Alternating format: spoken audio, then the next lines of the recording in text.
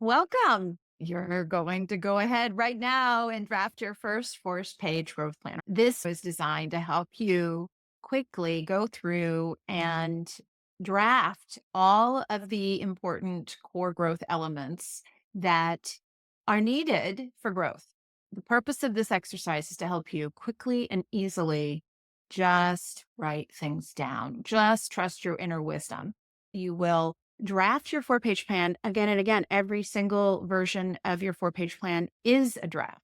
We get an idea that we have to do things perfectly and it has to be forever. And it's not. When in business and in life, everything is about knowing where you are and taking the next brave step.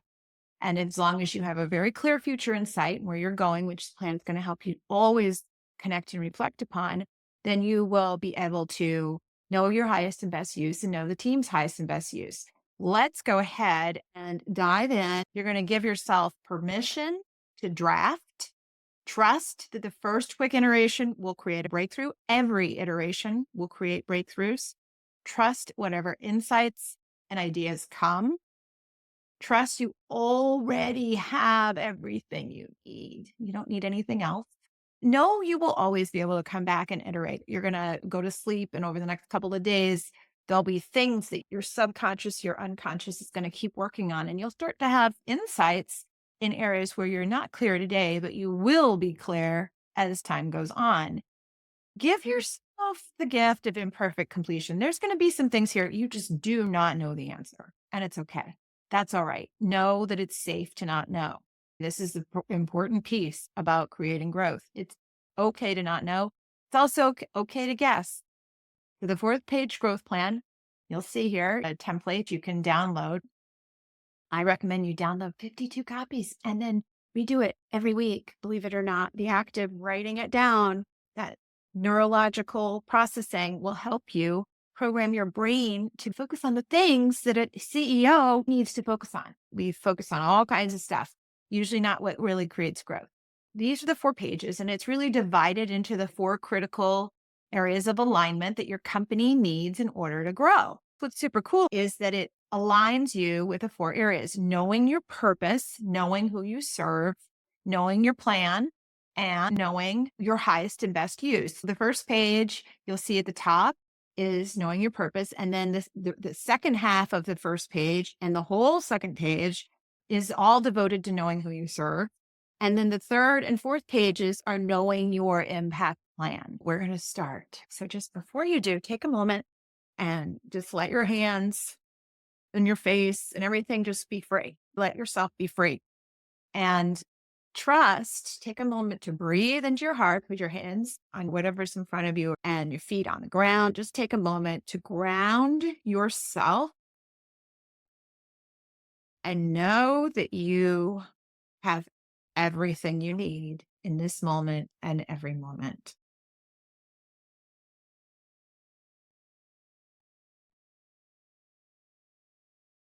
Trust that beyond the part of you that is thinking and analyzing lives a part of you that is knowing, part of you that is wise.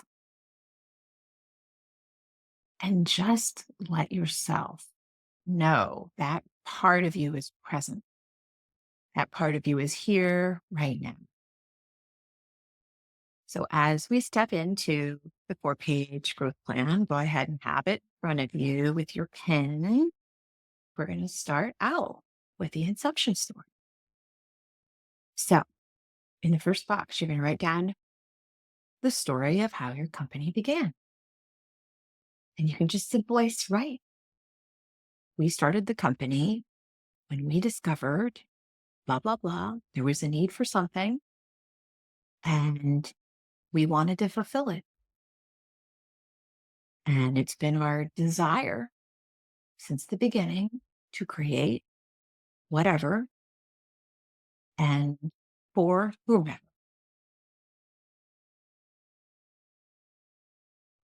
Go ahead and write it down. Now you're going to write your core purpose. So,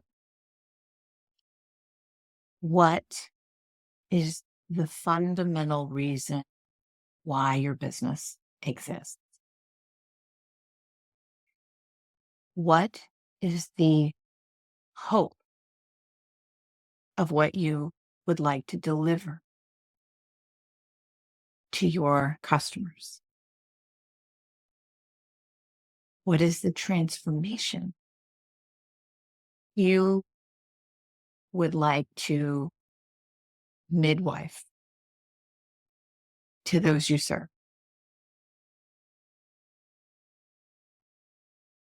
Write it down. Next, imagine is 100 years into the future. So go ahead and calculate the date. 100 years from now, your business between now and then has been creating good, growing in terms of impact, scale, and profit, transforming lives, everyone around you. Take a moment and imagine what that future world would look like. It's the picture of your future world of what becomes possible because your company exists. So just start it out by writing, our vision is a world where. Our vision is a world where. A world where hunger no longer exists. A world where sustainable products solve the carbon crisis. A world where every child learns to read. Next is your 10-year impact goal. What would you want to create 10 years from now? What would that 10-year goal be? What would it look like 10 years from now? What is a specific goal? How many customers? And what would the impact look like? 100 customers, 1,000 customers, 1,000,000 customers experiencing X. That's a good way to start. How many customers by 10 years from now? And what is the transformation that they are going to experience? Write it down. You've got this. Now, core values, they are a recipe for how your company achieves purpose, its vision, its goal. So when you think about whatever you wrote down as the reason your company exists, your core purpose, you think about your core vision, your 100-year vision, you think about what you're creating in the world, you think about your 10-year goal. What are 3 attributes or qualities that you need every single day? What are the things that will produce that result? What are the very essential guiding principles, beliefs, values that need to be in place in order to create that kind of a goal and live out that purpose and live out that vision? A world where hunger no longer exists or every child learns to read. What would be the things you would need to bring to the table? 3. Nice job. You've just created the know your purpose section. So just take a breath and move on to the next. Who you serve. Ask yourself who they are. Ask yourself, who is my customer? This is a clear and simple description of who your customer is, of your authentic customer, including any psychographics and demographics. Soccer moms who long to have more joy and freedom, as an example. Who is your customer? CFOs who are overwhelmed with lack of information from their existing system. CEOs who are trying to meet the needs of their private equity owners. Who are they? Write down who they are. Whatever you write is perfect. Then, right, what they need. These are your specific problems your authentic customer needs you to solve. It's specific wants, needs, desires, challenges, points of pain. What are the three challenges that they need a solution to? And it's a solution they'll pay a lot of money for. It's not something they kind of want. It's something that like, oh my God, I would pay anything if you could solve it. Not a vitamin, it's a painkiller. We need to know what that pain is to be able to really understand and drive not just marketing value, but to be able to innovate a solution in your company that is truly remarkable. And next is a simple who, what statement. It's a summary as the who they are and what they need. Simple declared statement. Our company helps CFOs who are struggling to report information and data clearly to their board. What we provide is simple, comprehensive technology that integrates all their data. That could be a simple who they are, what they need, who they are, and then what the core problem is. Take a chance, leap, write something down. You can change it later. All right, take a deep breath. Now we're thinking big picture about what's happening in the world. We look at the bigger picture reasons why your solution, your company needs to exist. Macro trends are the larger market trends that validate the need for your company.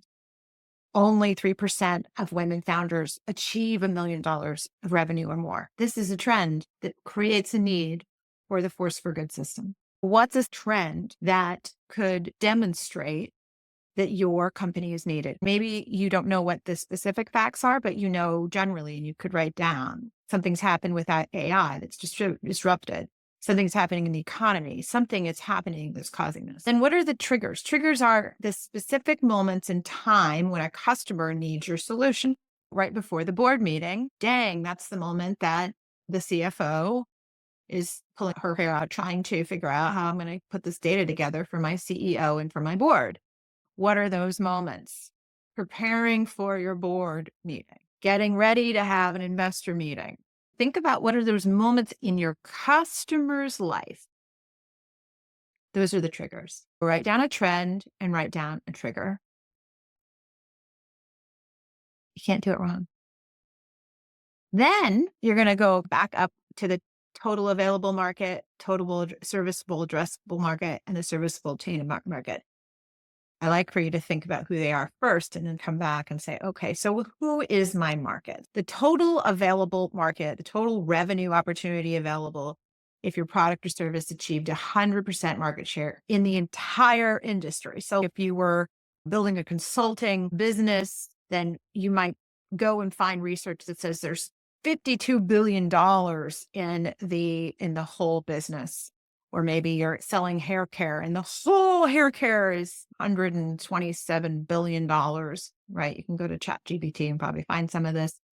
But just guess, how big is your business? What is your market? How would you describe it on a really grand basis?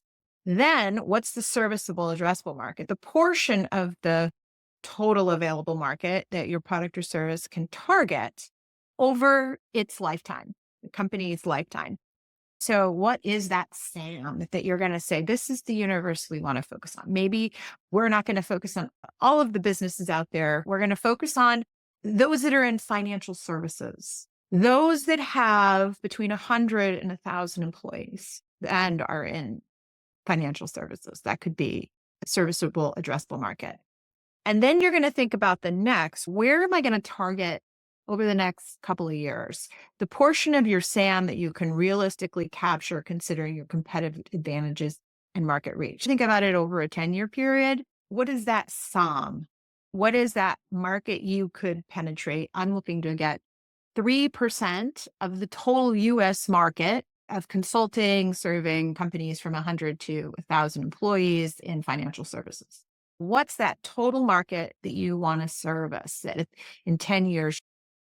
So now breathe and trust whatever is showing up for you. And notice there's moments you feel good and there's moments you feel overwhelmed. but these are the questions that are going to unlock growth. So write down whatever comes, trusting yourself that it's plenty for right now. Next is what you offer.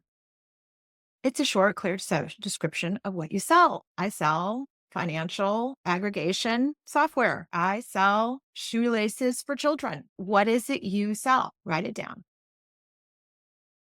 It's important to always have a sense of your competition. What competition is very important to know about. We can collaborate with our competitors. We can learn from our competitors, and also our competitors demonstrate that we have a market. So who are three other options, other companies out in the market that are serving the same market as you? These are the other options available to authentic customers that most closely resemble your company. Write 3 down. Next is a position statement. It's a declaration that summarizes your brand's unique value and its promise to the market. So it's saying, I serve this market with this particular benefit. So I serve this market of children learning to tie their shoes, and I do so in a way that is fun, playful, and build confidence. This is how you're positioning yourself. Take a chance and write something down. Next is your area of chosen greatness. I love this one. This one is the unique strength that you choose to excel in, which sets your business apart and fulfills a key customer need, where you're going to invest 10 times the energy and resources to make sure it's remarkable. What's the area you want to be great? Trust whatever comes. Takes years for this to really truly evolve and discovered, be excavated, but write down whatever you feel would be how you want to be great as a company. Our customers are coming to us because they have a problem and they need a solution. As they go through the journey, they're going to start to feel new feelings. They might come to us feeling frustrated or angry or confused. And at the end of our journey and throughout the journey, we want to cultivate feelings of confidence or security or pleasure or joy. What are the feelings your customer is wanting to feel? So how do they feel when they're in pain and they're having the problem you already wrote down, the what they need problem? And what would be the opposite of that? 3 feelings. The more specific you be about the feelings, the better, but we'll get to that. 3 good feelings. The next one is impact mantras. And these are things that you discover as you're leading your company that you say, guiding phrases with your team about how we work together. I always say, catch people doing the right thing. Catch people doing the right thing. In other words, always be looking for ways to praise people. Listening for people's unmet wants and needs. This was one in my business at Illume. Listening for unspoken wants and needs. How can I support you is a mantra. It's a way that we always use over and over again. We train on people to say, how can I support you? Somebody is upset. How can I support you? Rather than defensiveness, how can I support you? So what are your guiding phrases you repeat with your team to keep priorities top of mind and support the team's purpose? Write a few down. And then there's 3 customer improvements. At all times, we are always improving the customer experience. We always can improve our product or service in fulfilling the transformation or purpose that it's meant to provide. So at any given time, the 3 areas your team is focusing on making improvements. What are 3 improvements you'd like to make? Maybe it has to do with your customer service. Maybe it has to do with your product. Maybe it has to do with the way you onboard a new customer. Maybe it has to do with the way you're selling and communicating with your customer. Write 3 improvements down. Good job. Good job. Next is knowing your product and service list. Now we're jumping to the top of page 2, and here's where you're listing your products and or product lines. List what you sell, write down the unit prices, the unit cost, gross margin. Take a deep breath And guess if you don't know. And then TTM stands for trailing 12 months. How many units you sold in the last 12 months? Guess how many customers you've sold to in the last 12 months. Your revenue for each product in total over the last 12 months. Just guess, guess. And then you can do some quick math around your average revenue per customer for each product. Then how much your total cost of goods was for each product over the last 12 months. And that might be harder for you to guess, but you might be able to roughly. And again, if the answers are coming quickly to you, it's because this is an area where you are adept. If it's not, it's okay. It's pointing you that this is an area that as you improve this, you're going to get better at increasing impact, scale, and profit. This is exposing an area where you can focus your attention. Then, so we look at total COGS, total gross margin, and then total margin per product. This week, run some reports and find out for sure what the numbers are. This is going to give you so much power because it's going to help you see what generates profit, what is generating profit. Star which product has the highest gross profit per unit. Every time you sell it, has the highest gross profit. And it may or may not be the one that also generates the most gross profit for your company. So circle which product generates the most gross profit total in the last 12 months. So star the one with the highest gross profit and circle the one that produced the most in the last 12 months gross profit. Next, we have our growth model. It's based on your average revenue per customer. Think about the average revenue in a year that I get from one customer. Write that down. If over $100,000, we would consider it a whale. If it's 10,000 or to 100,000, somewhere in there, it's probably a deer. And if it's somewhere above 10, but under 10K per year, it's probably a rabbit model. And if it's $100 and up to 1,000, it's a mouse model. And so how we grow a company, and that was different depending on what the average revenue per customer is. And the growth model we would use is different. So go ahead and select which growth model it is. Are you a whale, a deer, a rabbit, or a mouse? And later on, we'll dig into that. Just start to know your numbers. What is your current average revenue per customer per year? So just guess. Say it's $1,000 revenue. Then you would say, how many customers do I need to get 100,000? So that would mean you need 100 customers, right? And then how many would you need to get 1,000,000? How many customers would you need in order to create 10 million in revenue?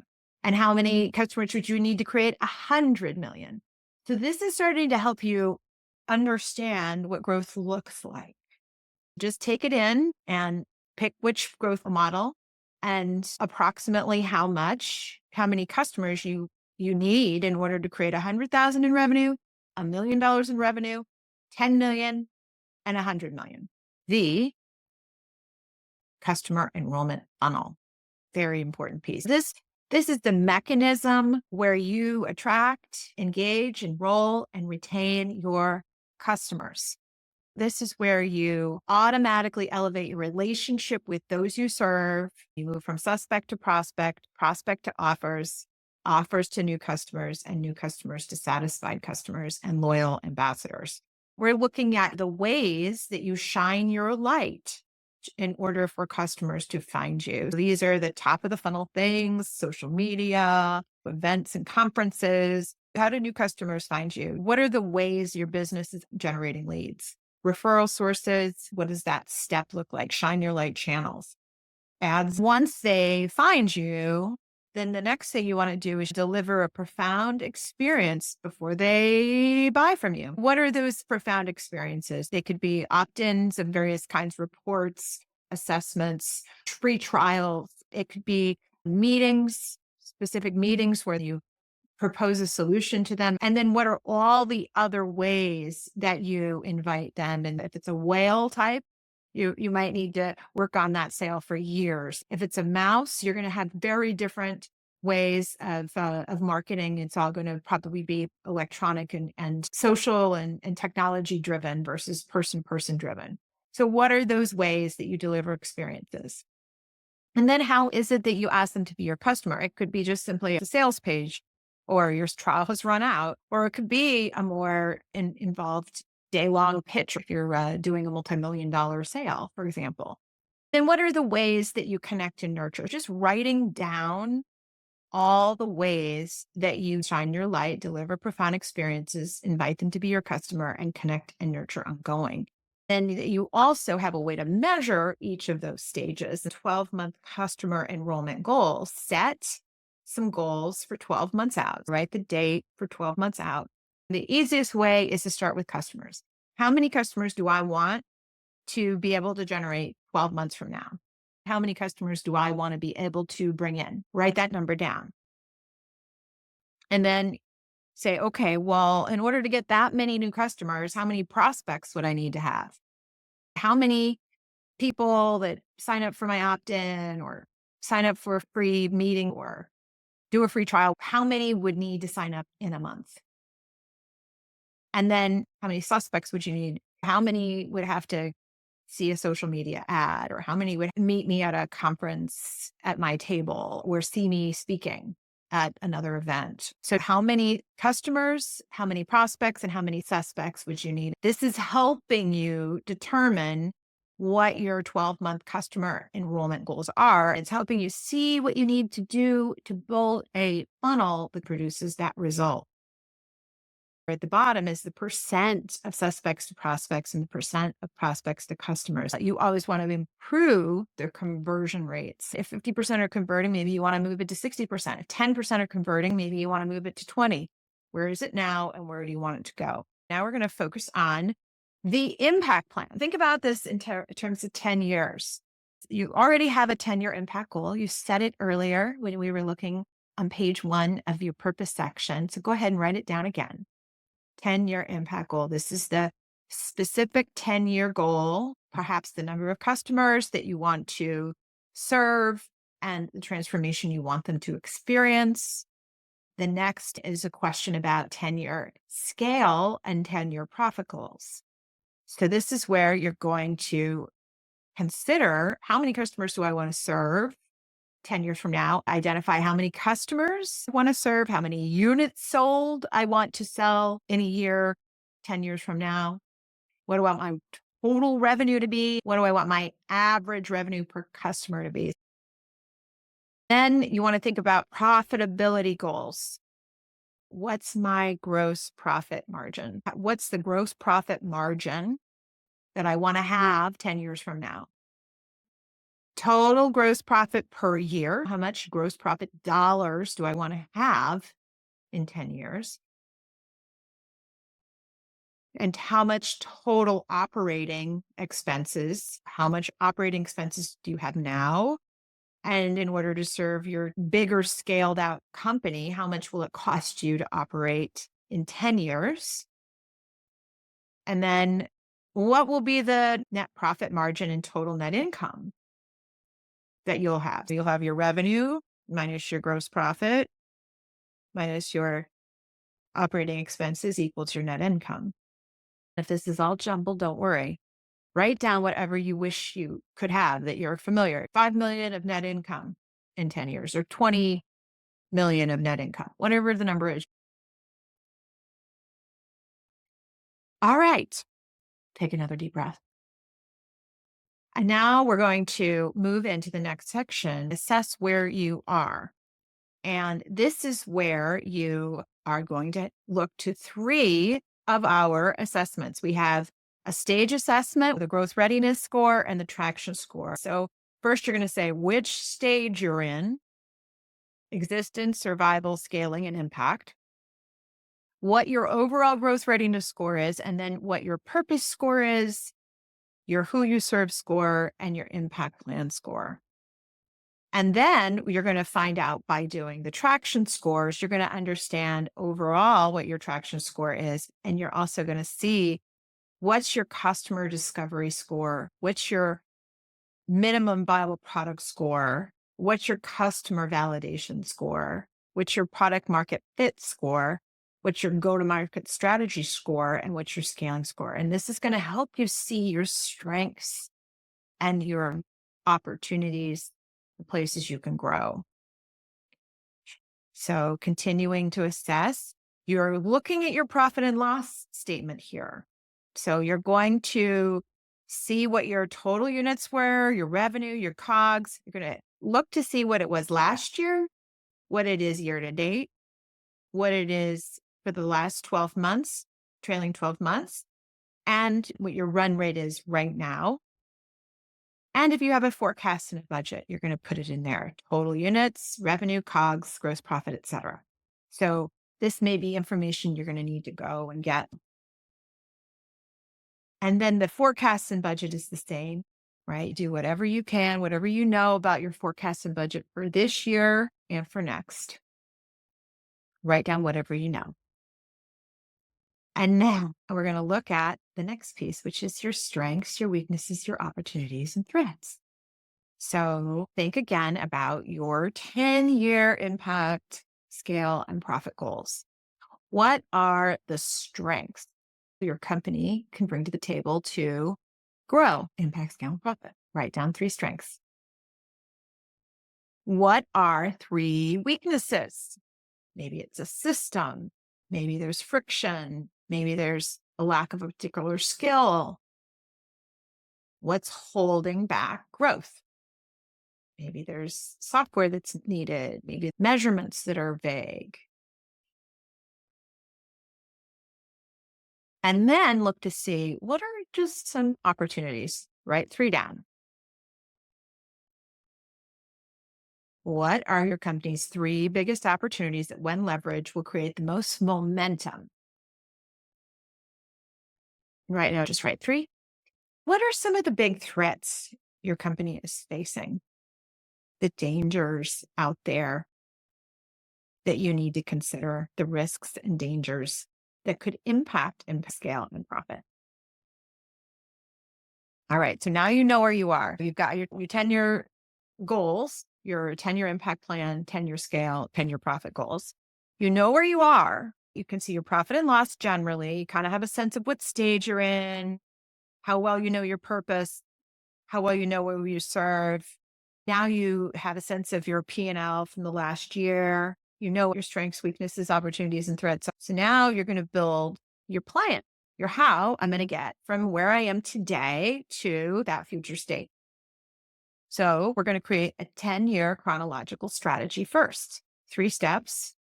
The first 3 years, we're going to do this. Second 3 years, we're going to do that. And in the last 3 to 4 years, we're really going to focus on this. So write it down. First, we're going to focus on improving this and growing this. And then because we have that, we're going to go ahead and really enter into this next thing. And then finally, we're going to grow, and hit our 10-year impact, scale, and profit growth goals. And this is how we're going to do it.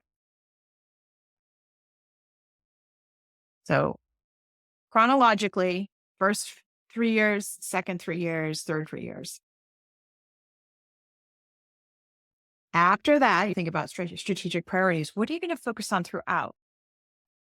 What 3 to 5 things do you want to keep center of mind all the time? What are the keys to your growth? To blend purpose, impact, profit priorities that need to maintain in the years ahead. It's good to have your average revenue per customer. You want to grow that. Maybe there's a gross profit margin you want to grow. Maybe improving a particular part of your sales funnel, marketing funnel, enrollment funnel. Maybe there is focusing on a certain aspect of your product or service that will be super transformational and that leans into your area of chosen greatness. So pick a few strengths and priorities that will help you get to your goal. Okay.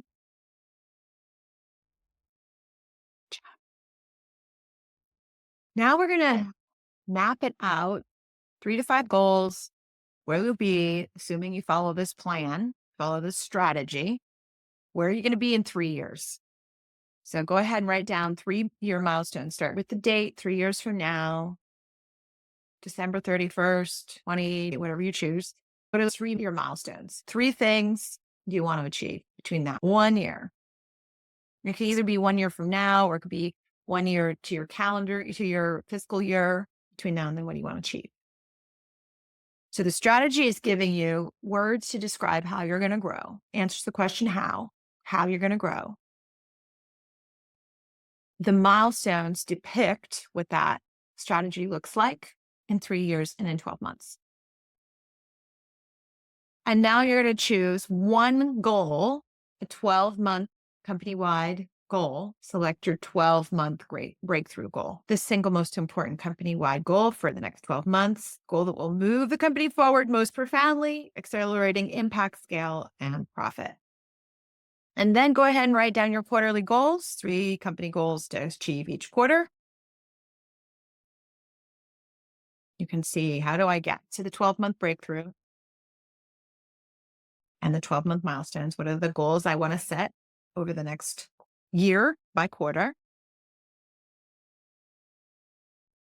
Last but not least, think about how you want to measure success. What are the key measures that you want to measure every week in order to make sure you achieve your impact, scale, and profit goals? And to ensure to make sure you achieve your 12-month company-wide breakthrough. So what are the specific metrics? Could be units sold. Go back and look at your funnel. Could have to do with the number of prospects, the number of meetings you have, the number of new trials. Write down the things you want to measure and will help you create progress. 4 pages. You did it. You thought about the puzzles of growth. That's going to help you. You've also thought about sequence, thought about all the changes that need to occur in order to create a new result. Take a moment now and just acknowledge yourself. Notice the new wisdom and insights you've already received. There's probably some unknowns. There's some gaps. Allow yourself the space to be fascinated and curious about those gaps rather than having any other kind of judgment about it. Which questions were hard? Which were easy? Just observe. That's helping you understand where your unique strengths are, and where you're probably going to need others is where you're facing challenge. Start to get a sense of how all this information is helping you already see what you need to do. What are the things you need to focus on? What's the puzzles that need to be solved next? What's your highest and best use? Plant the seed that in the coming days and weeks, you have now opened your wisdom.